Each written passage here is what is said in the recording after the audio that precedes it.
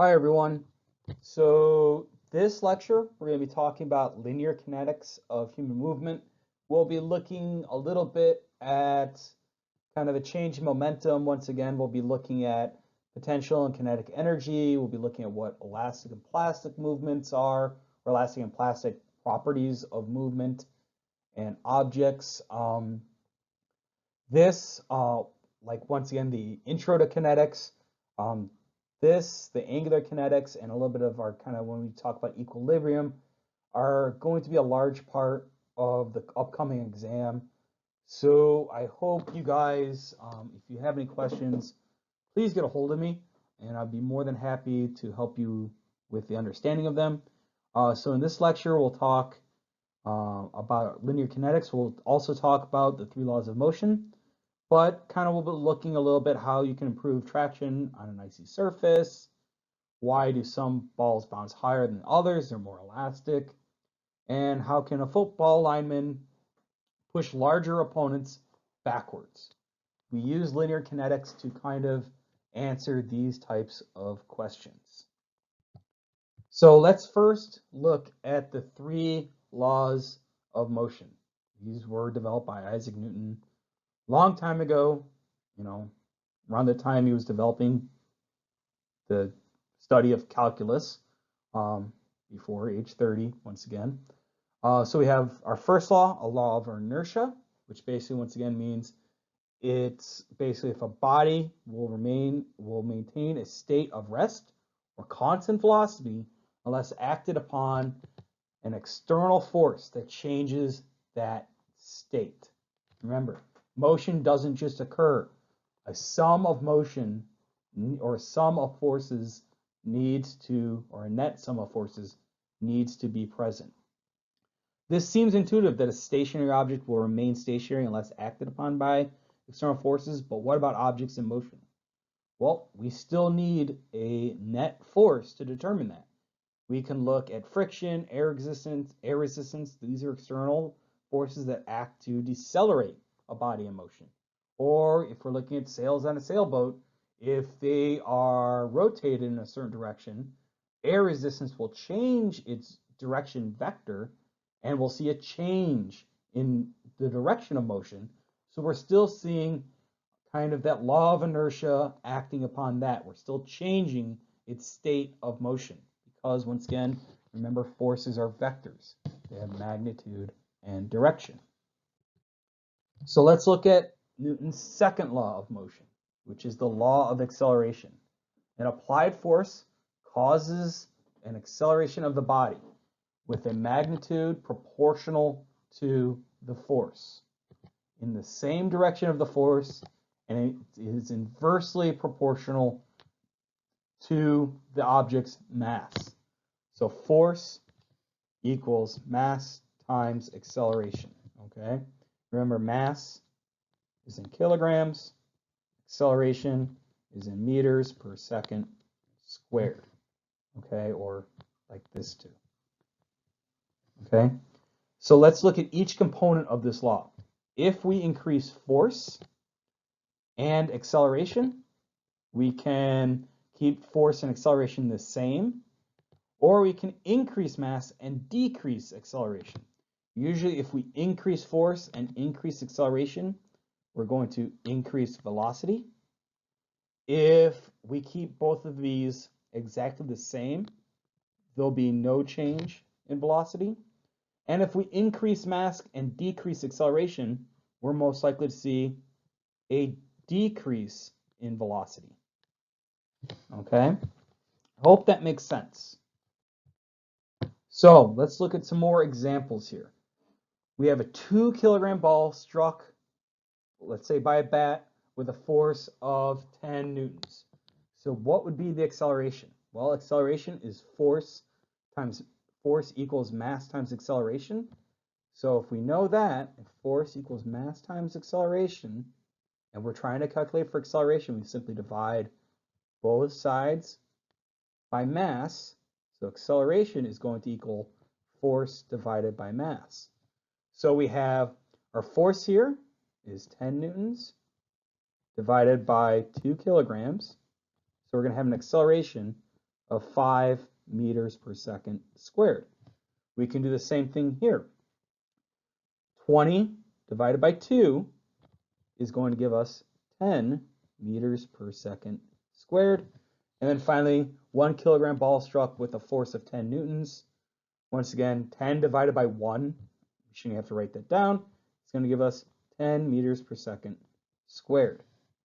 Okay, so when we change this stuff, it's important to do the math. If you throw a heavy ball versus a lighter ball, which one has more acceleration? Generally, it should be the heavier ball, but it depends on how much force you're using. If you throw with more force, will the ball have more or less acceleration? Depends on the mass of that ball. So these are all important, okay? So let's talk about Newton's third law, the law of reaction. For every action, there's an equal and an opposite reaction, okay? This is the reason when you're standing on the ground, you don't fall towards the center of the earth and bounce around for a bit, is because if you're standing on the ground, you're applying your weight. Remember, weight equals mass times gravity, and gravity is equal to 9.81 meters per second squared. So you are applying this force to the ground pushes back against you, hence you don't fall through the center of the earth. Let's look at two hockey players. We have a 130 kilogram hockey player and it collides with an 80 kilogram player. If the first player exerts a force of 450 newtons on the second player, how much force is exerted by the second player on the first?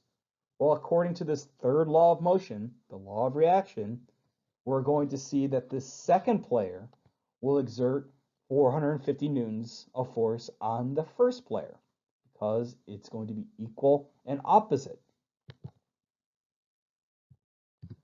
This leads us to our ground reaction forces. Once again, when we're standing, gravity accelerates the body towards the ground. Without an equal and opposite ground reaction force, the object would be driven into the ground. Okay, essentially, we just translate through the ground, nothing would happen. But because the ground reaction force is pushing against us with an equal and opposite force, we stand. When we're looking at gait, when a person's walking, when the foot contacts the ground after the swing phase, the ground generates an upward reaction force. So our foot then complies by going upwards, and then if we're pushing against the ground like this, draw it again, push against the ground like this, the ground will then push against us like that. So we go forward and up and to the right. So let's look at kind of our force time curves for each activity. When we're standing, okay, it's basically the same. We have our body weight, but we're not applying any additional force to the ground. So we have an equal and opposite force. It's simply our body weight, okay? If somebody weighs 100 kilograms, let's say their mass equals 100 kilograms, okay? And we have, acceleration due to gravity is 9.81. 100 times 9.81, it would give us 981 newtons. So we'd simply say that our body weight of 981 newtons is being applied to the ground, so that the ground is applying 981 newtons to us. Same thing with the anterior-posterior directions, or F of x. Because we're not pushing against the ground, we're not pushing in the x direction, it would actually be 0, okay? But if we're looking at gait, once again, we're stepping on the ground, okay? We have our heel contact, so this is our body weight. Because our legs have a certain amount of velocity, then because they have weight, they're gonna have some force against the ground. It's gonna be higher than our body weight against the ground, and then we'll have this kind of negative dip right here as we kind of go into our mid stance. Okay, we're simply complying with the ground there. And then we go to toe off.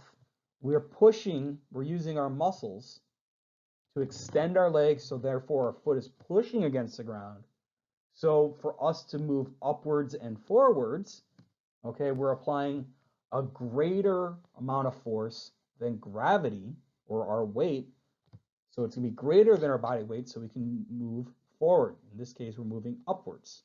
If we're looking at the anterior posterior forces, or F of X, we see the same thing. It's a little bit more broader, but we see essentially the same. We are just standing there. There's nothing. As soon as we apply, or as soon as our heels strike the ground, okay, it's going to be negative. So once again, if we're pushing our heel contacts the ground like this, the ground is going to push backwards on us. So we're going to see negative here. But then we're doing our toe off. So then our foot is applying force to the ground like this. So the ground is going to push back like this. So we're going to see positive right here. This is also why, if you've studied like running mechanics, you're watching somebody run, or you've looked into this, this is why when you're running, you shouldn't really do heel striking when you're running. You shouldn't really land on your heels while you're running. Besides the fact you're placing at full leg extension, all that force is going to be directed through your heel all the way up into your leg, into your hips, and like that. So it's not super great for your joints and bones. But also is if you're running and you land on your heel, it's also just inefficient, because if you're landing on your heel, you're pushing down against the ground like this. So the ground is going to push you backwards. That's the exact opposite of what you want to do when you are running. But if you're running, if you're trying to run correctly, like as far as being fast and efficient, you're pushing yourself backwards. You're actively braking when you should be moving forward. If you're landing on your forefoot, you're doing an example like this. So you're pushing against the ground so it propels you forward without that braking movement. Hope that makes sense. So we're going to see downward deceleration and then acceleration upwards. So the ground reaction forces represent the summation of the acceleration of all the body segments. Muscle contractions or any other sort of extra external forces can accelerate or decelerate the individual segments. Segment acceleration are influences of the ground reaction force. In this manner, the ground reaction force is both reflect the movement of all body segments and reflect the movement of the entire body center of mass. Okay, in order to perform skilled movement, the person must learn to manipulate the ground reaction forces.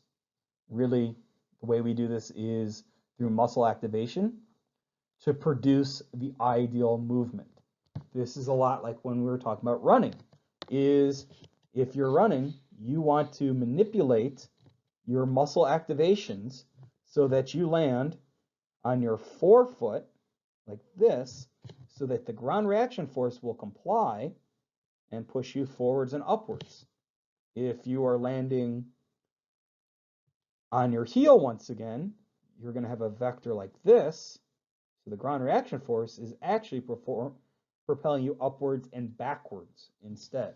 And also just a continual application of a lot of force to your heels directed all the way up to your leg and to your hips is not necessarily ideal for your muscles and joints, or your bones and joints. So let's look a little bit more into the mechanical behaviors of bodies in contact. Okay, especially when we're going to lead into kind of friction and our ground reaction force. But let's say we have a box on a horizontal surface on just a ledge right here. Okay, and the box on the table, the horizontal force must be greater than the frictional force for movement to occur. So let's say we just have this box, it's just resting on this ledge right here. There's no applied force, so all we have is the weight of the box and our ground reaction force. okay? But no actual movement is occurring in either the right or left directions. So let's say we're pushing the box. We still have the weight of the box and our ground reaction force. But when we apply a little bit of force, we have friction in the opposite direction here. Okay, so with no applied force, we have no friction force, and we have no movement. But when we apply just a small amount of force, we have a very small friction force. If the applied force is equal to the frictional force, there is no motion, okay, because our sum of forces is equal to 0. Okay, if our sum of forces is equal to 0, there is no motion. Okay, if the sum of forces is greater than 0, we see forward motion. If it's less than 0, we get into the negatives. If we're looking at two separate bodies moving, it'll move in the opposite direction. Okay, so let's continue on. So let's look if there's a larger applied force. So now we'll say that the applied force is now greater than the frictional force. So if we see that, that's where we start seeing motion occur. So let's talk about friction. Friction acts is a force. We measure it in newtons and acts at the interface of surfaces in contact. So once again, we'll have this ledge, box on the ledge. In between the box on the ledges, that's our interface, okay? That's where friction is acting, okay? It acts in the direction opposite to the motion occurring, or it impedes motion. There is both static and kinetic friction, and we'll look at those in just a bit. Static friction occurs when an object is static. So essentially, there is no motion. When applied, okay, when the applied force magnitude increases, then the static friction magnitude increases as a result. If static friction magnitude continues to increase to a certain point, we consider it to have maximum static friction. If the applied force increases beyond that point, that's where we start seeing motion occur. So static friction acts much like, we were talking about inertia, is the applied force has to be greater than the magnitude of the static friction for motion to occur. If we're looking at kinetic friction, we're looking at friction present during motion. This remains constant regardless of the applied force. It is always less than the value of maximum static friction. So let's look at how we calculate friction. What factors determine the amount of force needed to move an object? First, we have mu right here, if you're wondering how that's spelled, mu, mu. Mu is the coefficient of friction. It is unitless, okay? Coefficients, ratios are generally unitless. And then we have R for the normal perpendicular force. Therefore, to change the amount of force required to move an object, you can either alter mu or R, or both. So let's continue on. This is our normal perpendicular reaction force. Let's continue on. So once again, we'll look at static and kinetic friction. They are calculated simply the same. We're just using different coefficients of friction. The coefficient of static friction, let's say between a sled and some snow, is around 0.18, with a coefficient of kinetic friction around 0.15. So let's say a 250 Newton boy sits on a 200 Newton sled.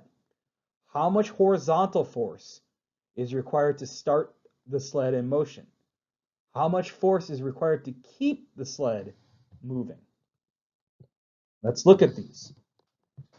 So let's look at static friction first. We'll look at the amount of force needed to start the sled moving. We have our coefficient of friction for static friction and our coefficient for friction for kinetic friction.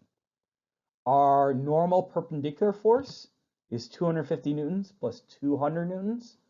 The boy weighs 200 newtons, the sled weighs 200 newtons, and so we have a weight of negative 255 minus 200, so that'll give us approximately 450 newtons. So if we have a coefficient of friction of 0.18, multiply that by 450 newtons. Because this is unitless, to start the sled, we need a horizontal force of 81 newtons. Now to keep the sled moving, we'd simply, once again, we start looking at the same equation, but we're using the kinetic friction coefficient. And our regular perpendicular force is still 450 newtons. So when we multiply 0.15 times 450 newtons, once again, this is unitless right here. So we keep the newtons. So we need 675 newtons to keep the sled moving. Often this force would be provided by gravity. And then that force would be determined by kind of the angle of the hill this kid's on. Generally, the steeper the hill, the more effective gravity there is. The shallower the hill, the less effective gravity. So to start the sled in motion, we need greater than 81 newtons of horizontal force. To keep the sled in motion, we need at least 67.5 newtons of horizontal force. Hope this is making sense. Now let's talk about linear momentum. We already kind of talked about momentum in the intro to kinetics, but we know that momentum is simply the quality and how much quality of motion an object possesses. More specifically, it's the product of the object's mass and its velocity. Okay, it's the quantity of motion that an object possesses, and it's the product of the object's mass and its velocity. Its units are kilograms times meters per second times meters per second. Okay, because mass is our kilograms, velocity meters per second. So you'll see it written out like this. Or you might see it written out. Like this. Okay, let's continue. A 50 kilogram object is moving at 20 meters per second. What is its momentum? Well, we know that momentum is equal to mass times velocity, kilograms, meters per second. So we have 50 times 20. So that's going to be roughly, we know that 2 times 50 is 100, but there's 0 here. So we're going to have roughly 1,000, right? Yep, 1,000 kilograms meters per second. Okay. What about a 1,000 kilogram object that is not moving? What is its momentum? Well, once again, L equals m times v. We don't even have to do the math because we know that velocity is equal to 0. Anything times 0 is also 0. So we're going to have a momentum of 0 kilograms meters per second. Okay. A change in momentum is either caused by a change in mass or a change in velocity. Okay.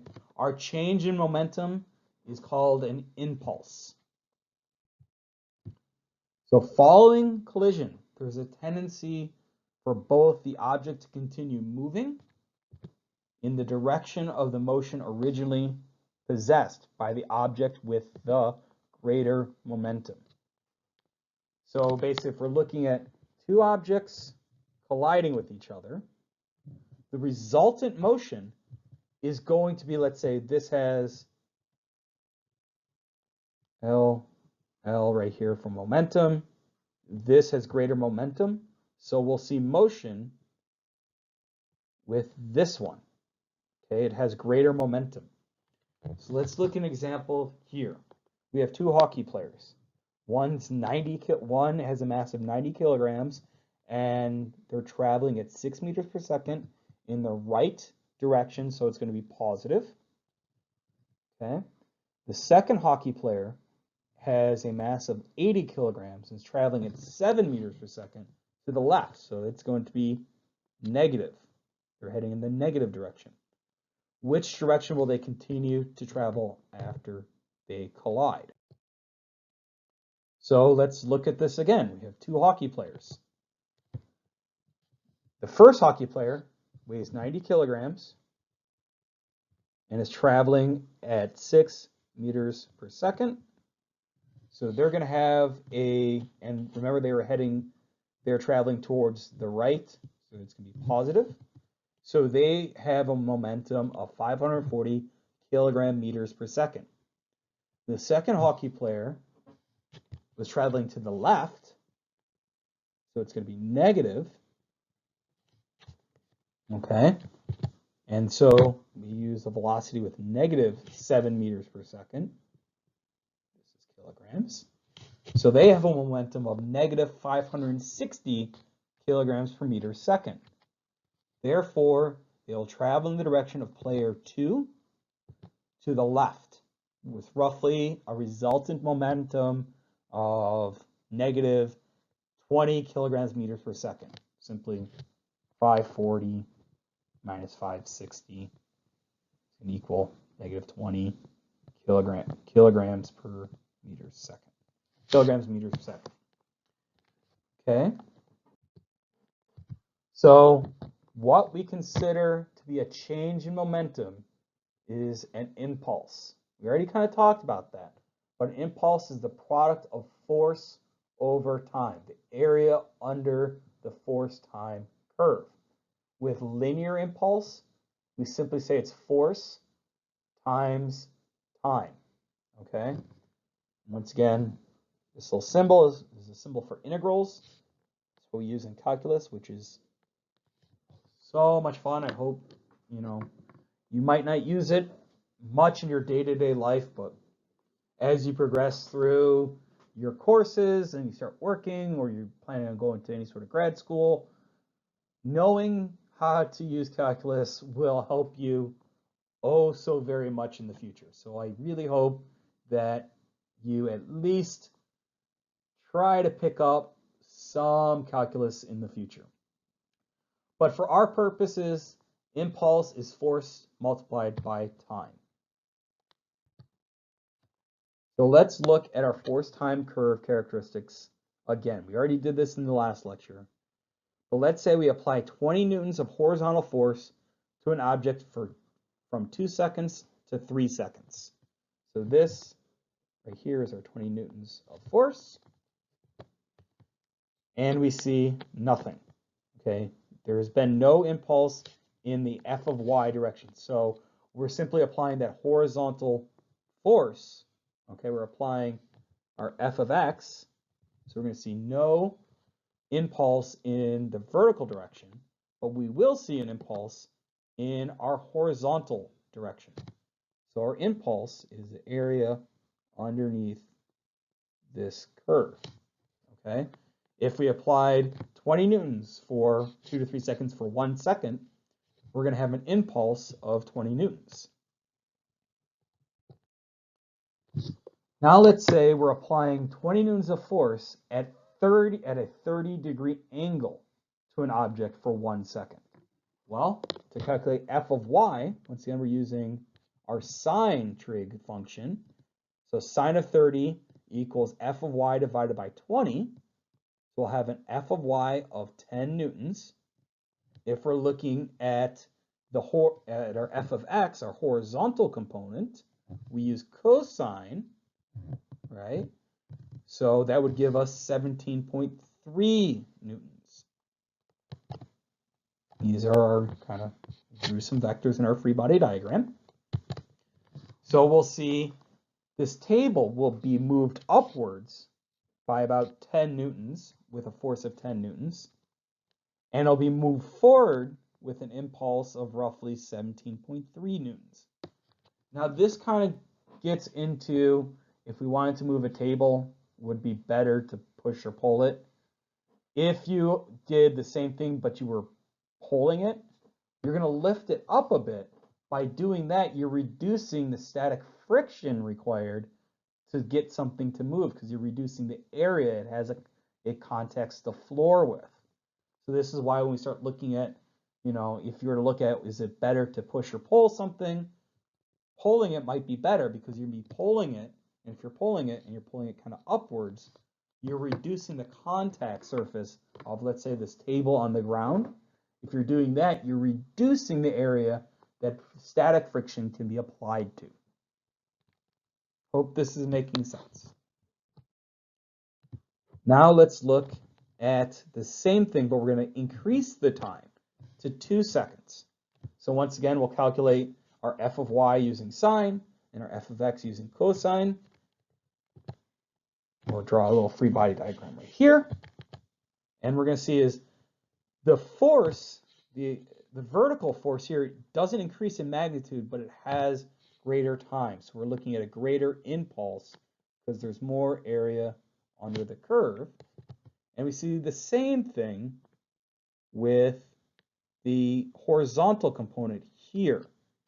Okay, it still has the same magnitude, but that same magnitude is being applied for a longer time. So we're going to see more movement.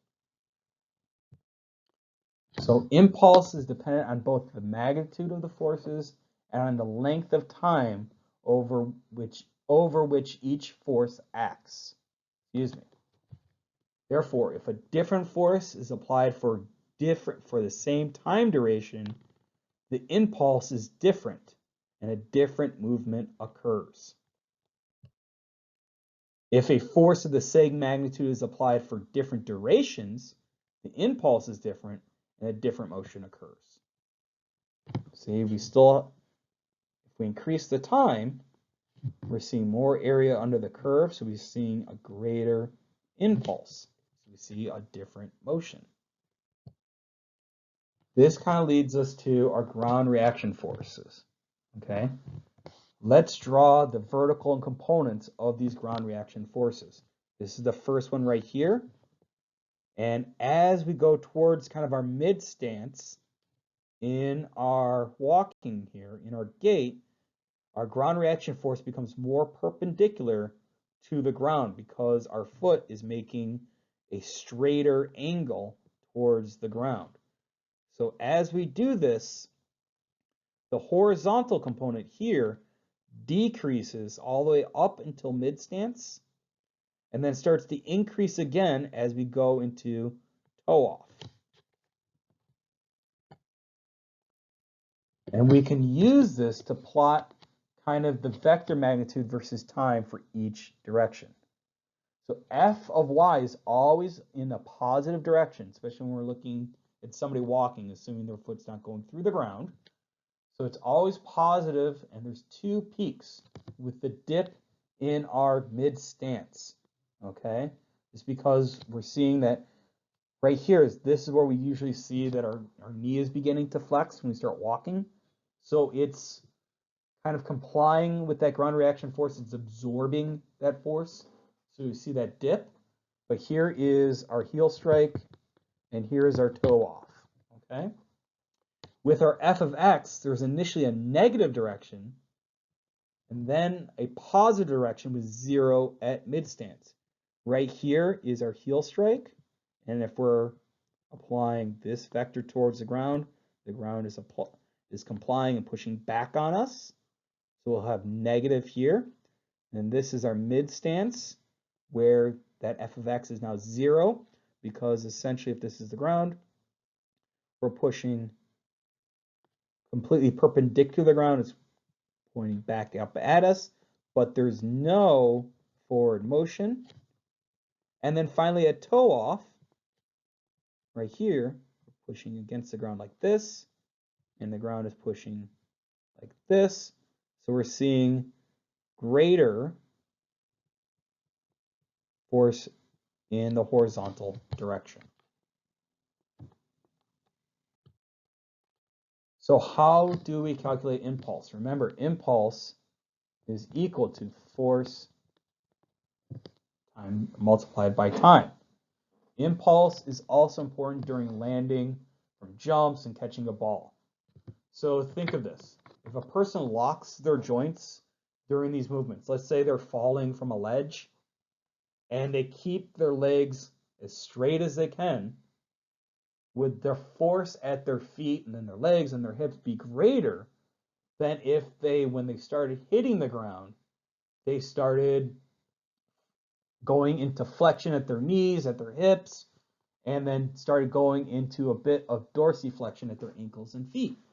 Well, that's going to increase the time a force is being applied, so it's going to be less over time. A good way of looking at this is, let's look at skydivers, okay? Especially if you were looking at when they started using parachute troopers in the Army, is when they land, they don't land on their feet. Well, they land on their feet, but as soon as their feet touch the ground, they're taught to essentially crumple up and fall towards the ground, not land with their legs extended, because they're still moving at like around 25 to 30 miles per hour with those parachutes. If they did that, they would dislocate their legs at their hip. They'd probably break their legs. So by kind of bending their knees and crumpling to the ground, they're increasing that force over time. So they're seeing a lower impulse of force. So it's a little bit safer. Another good example of this is if we look at baseball and cricket.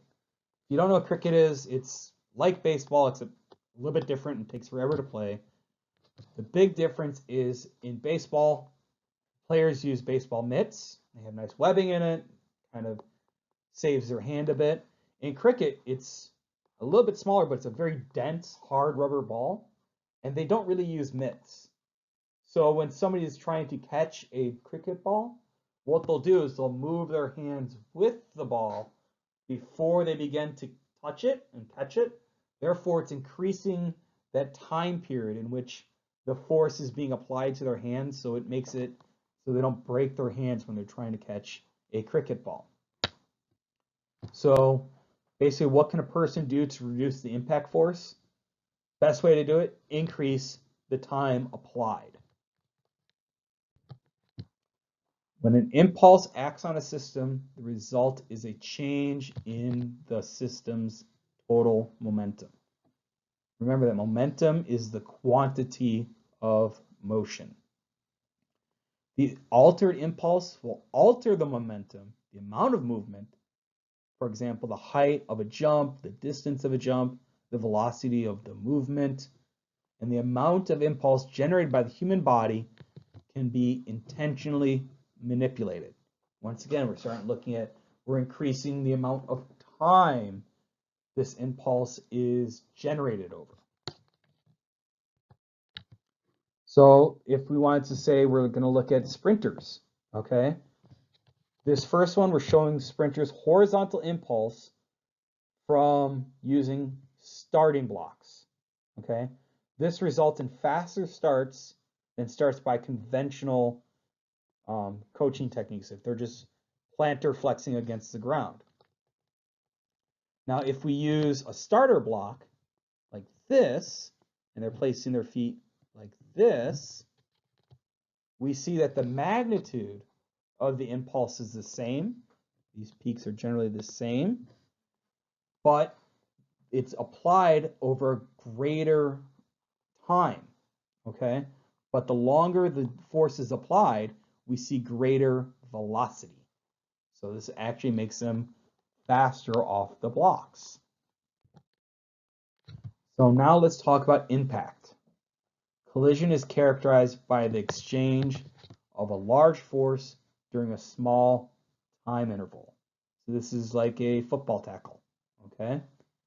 The behavior of the two colliding objects is dependent upon their collective momentum, and the nature of the impact, whether it's elastic or plastic.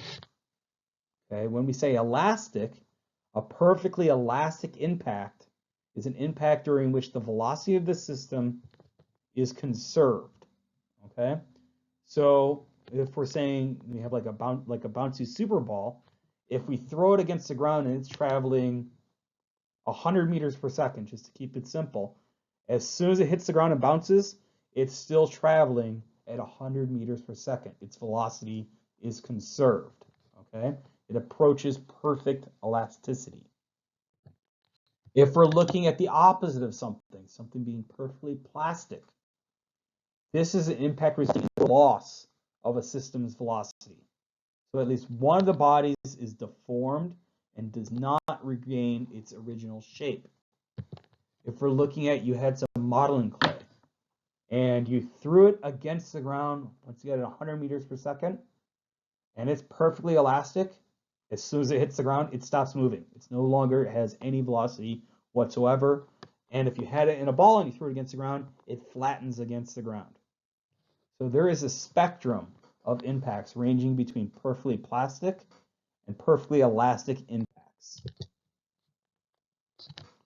So when we look at this, that's where we start talking about the coefficient of restitution. It is the index of elasticity for colliding bodies. It is a unitless number between 0 and 1, with an elastic impact being a perfectly elastic impact equaling 1 and a perfectly plastic impact equaling 0. This governs the relationship between the relative velocities of the two bodies before and after an impact, with a negative being relative velocity after the impact and relative velocity before the impact. Now let's talk about work, power, and energy. Work refers to mechanical work. We could talk about chemical work. This is the work of your metabolism. But for biomechanics for this class, we're looking at mechanical work. Okay? Work is the force multiplied by the displacement of the resistance in the direction of the force. We use joules. Okay? Work is simply force multiplied by displacement, or it can be considered the change in displacement. Another good way of looking at this is since force equals mass times acceleration, work would equal mass times acceleration times the change in displacement. So work equals MAD. Okay? Mass times acceleration times the change in displacement measured in joules. Okay? When a force is applied to a body but no movement results, what is the work? Well, no movement results. There's no displacement. If you multiply anything by 0, you get a product of 0. So there is 0 work, 0 joules. What type of contraction has 0 work? Well, we have our 3 types of contraction. We have a concentric contraction, an eccentric contraction, and an isometric contraction. In a concentric contraction, the muscle moves towards its center. In an eccentric contraction, the muscle moves away from its center. So in an isometric contraction, remember iso means same, metric means length. There's no change in length in an isometric contraction. So there's 0 displacement. So in an isometric contraction, there is 0 work being performed. It is important to remember it's 0 mechanical work. Your body is still using calories, which is it's a measure of energy. So it's still doing chemical work to make sure the muscle's still activated, but there's 0 mechanical work.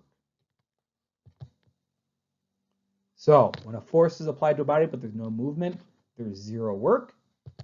And an isometric contraction is a contraction that has 0 work. So muscles produce force, the segment then moves, and the muscle has performed work on that segment. For positive work, we're looking at a concentric contraction. Negative work is an eccentric contraction. Positive work requires an increase in caloric expenditure, okay, compared to negative work. So you can think that increased work equals increased caloric expenditure. However, a simple relationship between mechanical work and caloric expenditure simply does not exist. We can look at work, it's in joules, and caloric expenditure is in kilocalories.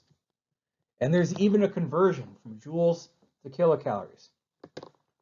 But if we're looking at, if you wanted to see, how many kilocalories you use to climb up a flight of stairs, we can calculate and predict the mechanical work necessary to do this, and then convert the mechanical work to kilocalories and say at least this many kilocalories are needed to produce this, but we don't know exactly how many are actually used. That's dependent on a lot of factors. We start going in chemistry and physiology as far as the muscle's metabolism, when we look at, well, is somebody breathing heavier when they do this for somebody else? So there's too many factors to have a simple relationship between mechanical work and the actual caloric expenditure.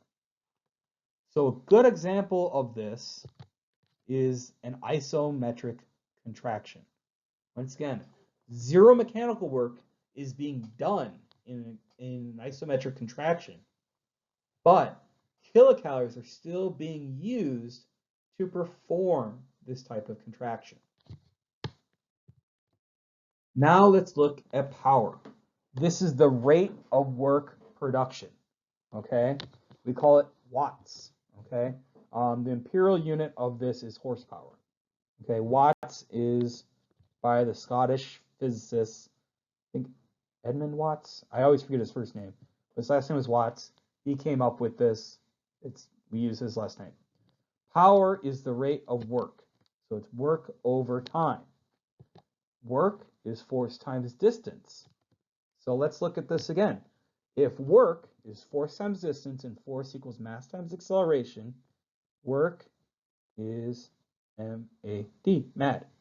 So power is work mad over change in time. So it's almost how quickly does something get mad? Okay, you need a mnemonic to memorize this stuff. So power is force times displacement over time, and velocity is displacement over time. So there is kind of a continuum here where all we're really doing is power is dependent on the velocity of something. So power is force times velocity. Therefore, power can be expressed in either way.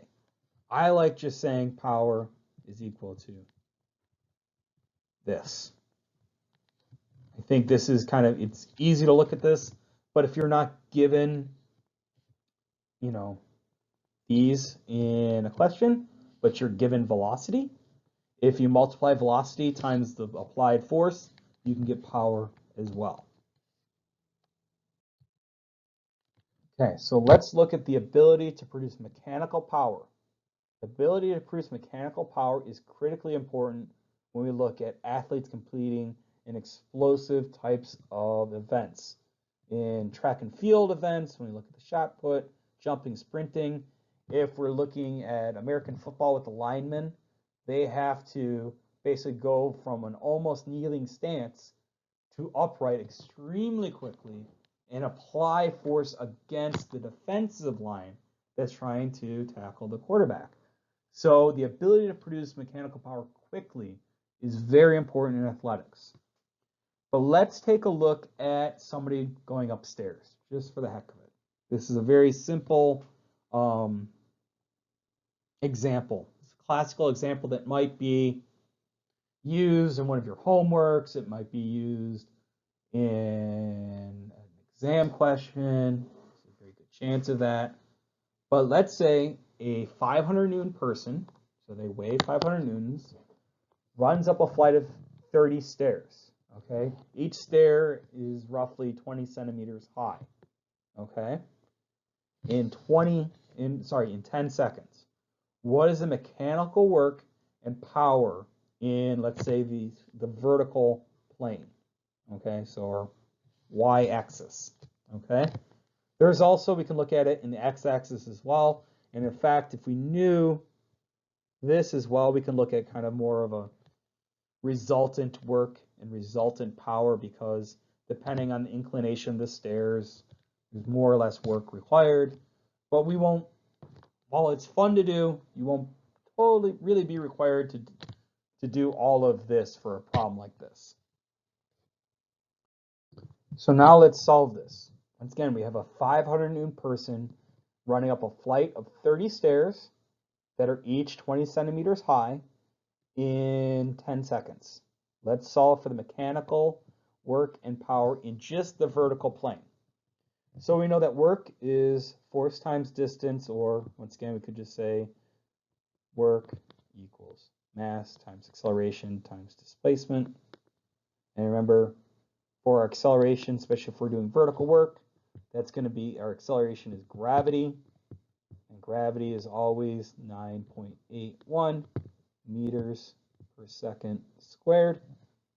So before we do this, we know that we're using 500 newtons of force.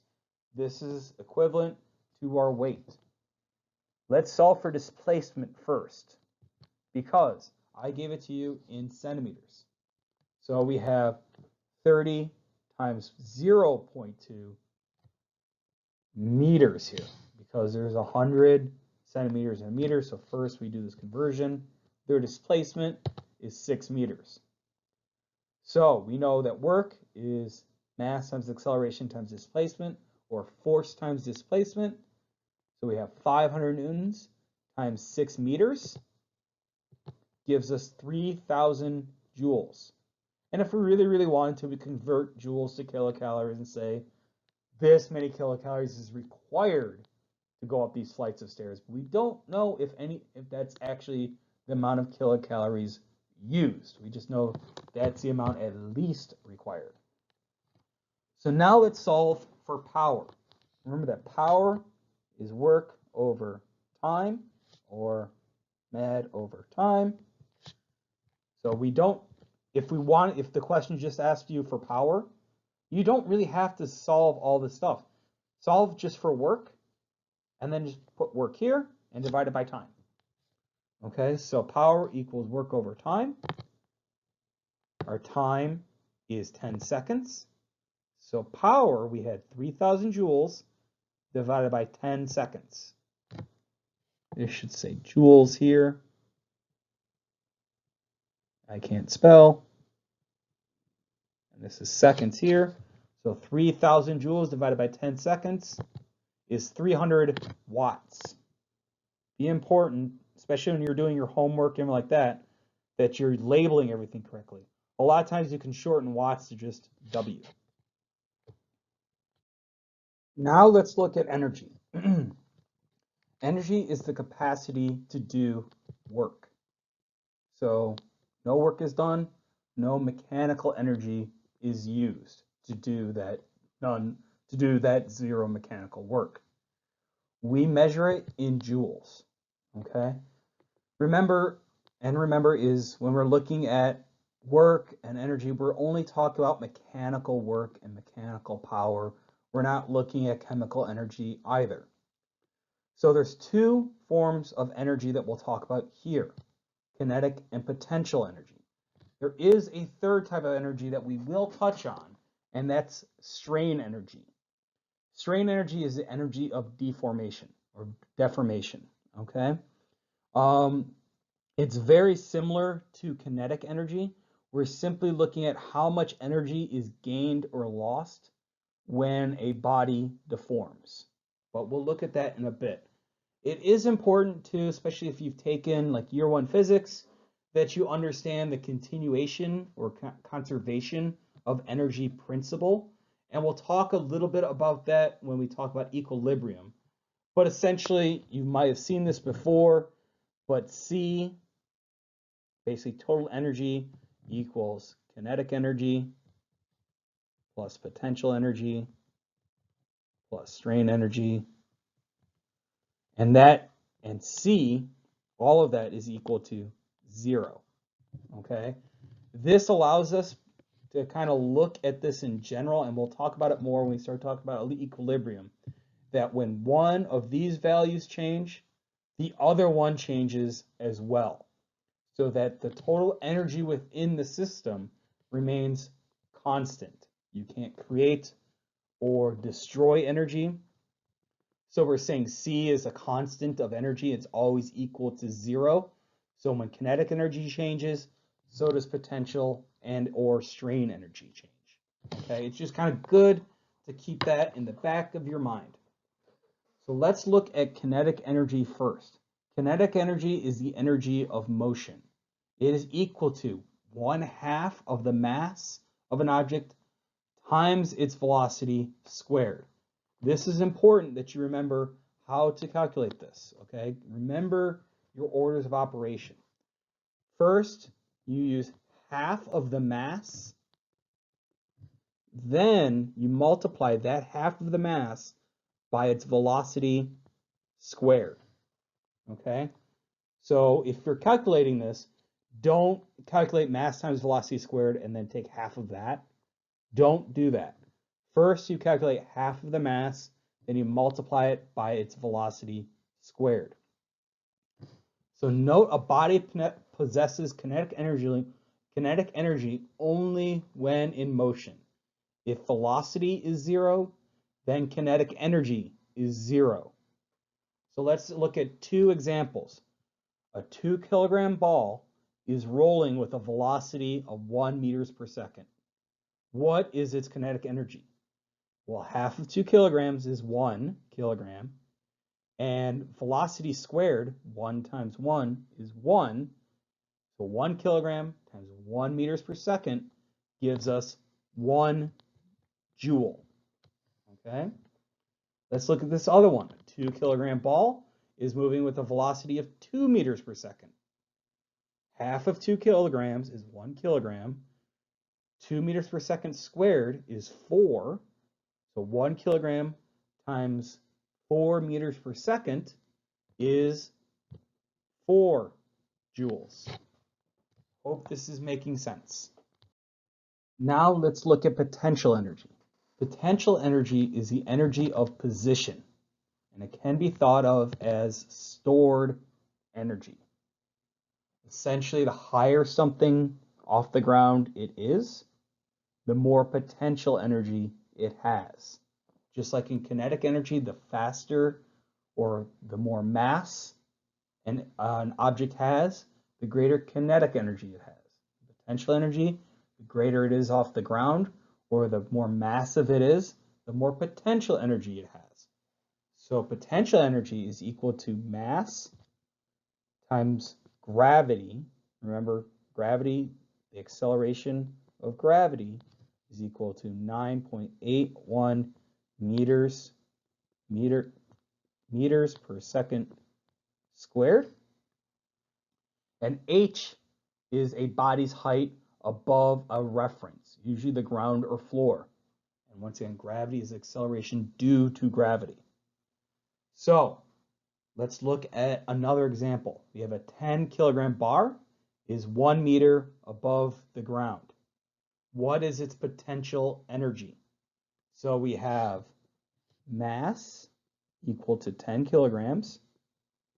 Gravity, the acceleration due to gravity is 9.81 meters per second squared.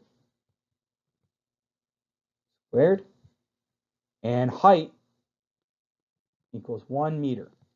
So we just take 10 times 9.81 times 1. So it doesn't really matter too much, but we'll do it anyways. That's going to give us 98.1 joules. What is its kinetic energy? Well, we know kinetic energy is equal to 1/2 an object's mass times its velocity squared. In this question, we said nothing about its velocity. So we assume its velocity is equal to 0 meters per second. So anything times 0, even if you square 0, it's still going to be 0. So its kinetic energy is equal to 0 joules. Okay, I hope this makes sense. Let's keep going on. We'll talk about strain energy. Next, let's look at strain energy. Strain energy is kind of a special form of potential energy, where it's equal to 1/2 of a spring constant times the distance it's been deformed squared. This is, if you've taken year 1 physics, you've heard of Hooke's law. So Hooke's law.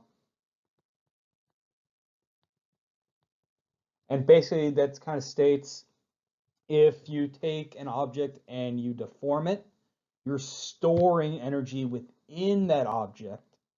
And then when it goes back to its original shape, it releases that energy. So in, once again, first year physics, the kind of, common example or lab you do is you take a spring and you stretch it out.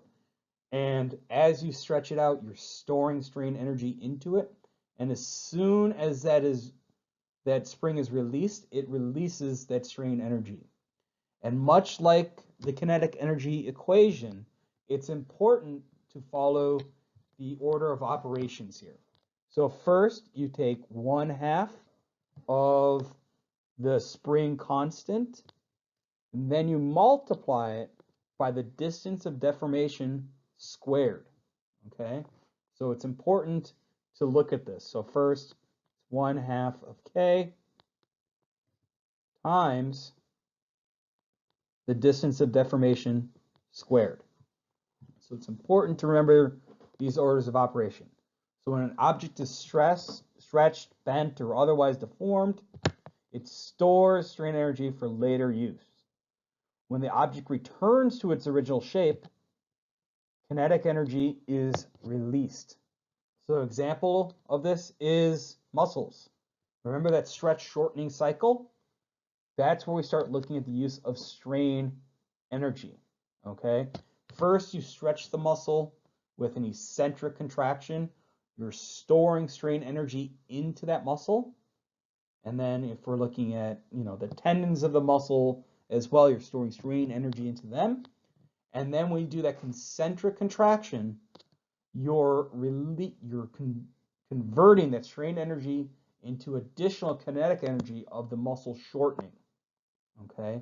Once again, think of the baseball player or the baseball pitcher leaning back to start his pitch.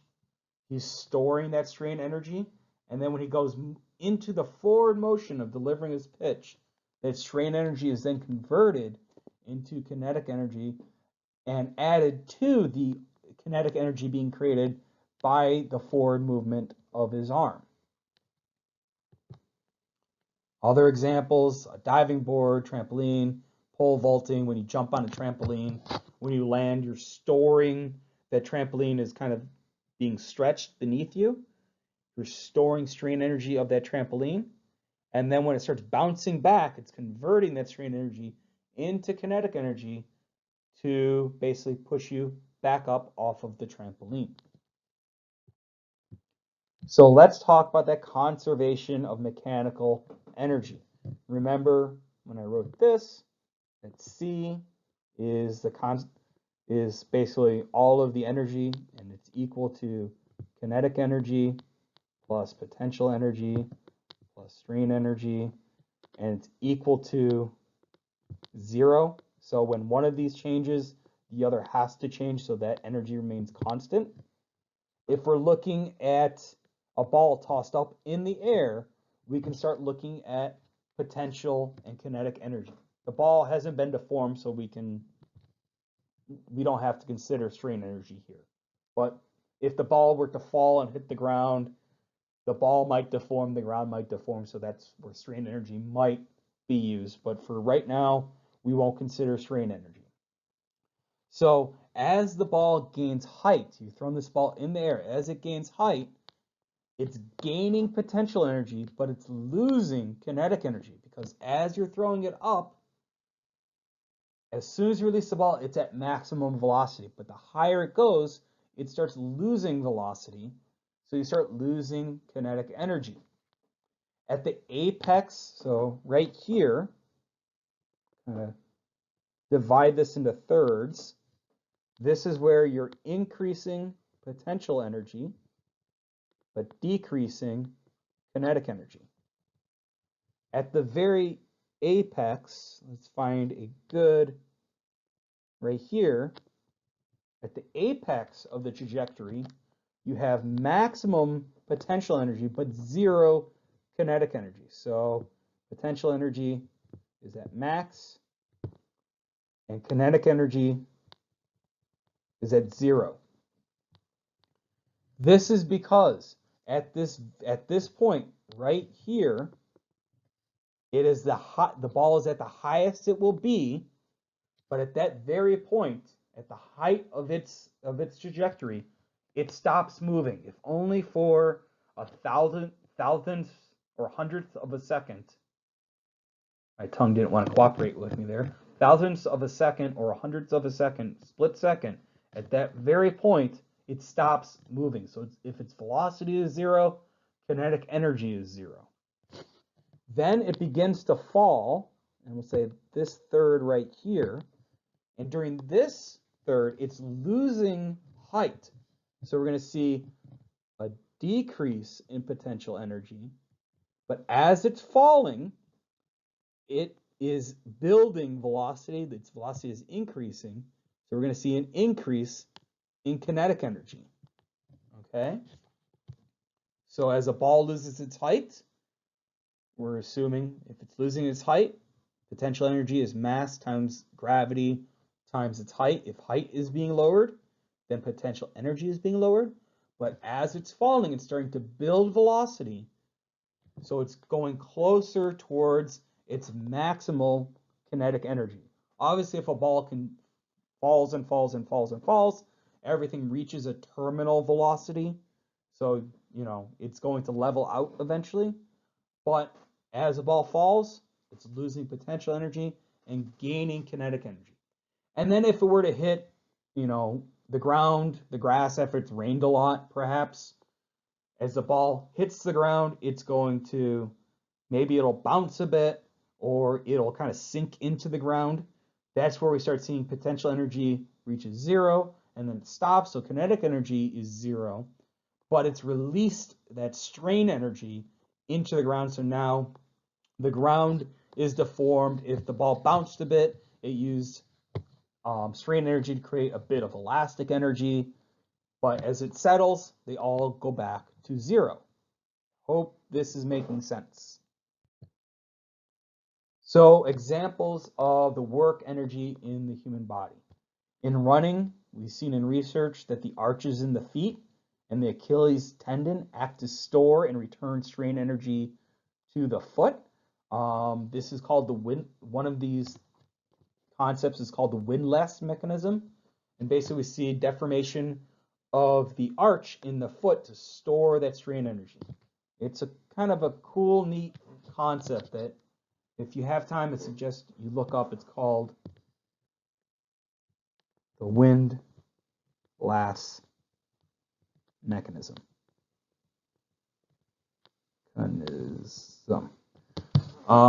Windlass mechanism it's from sailing. The windlass mechanism is simply the mechanism that's used to tighten the sails on a sailboat so that they're more responsive to the wind. But essentially, when we're looking at, kind of the arches of the feet and the Achilles tendon, this can be used to reduce the total mechanical energy required by the muscles by about half.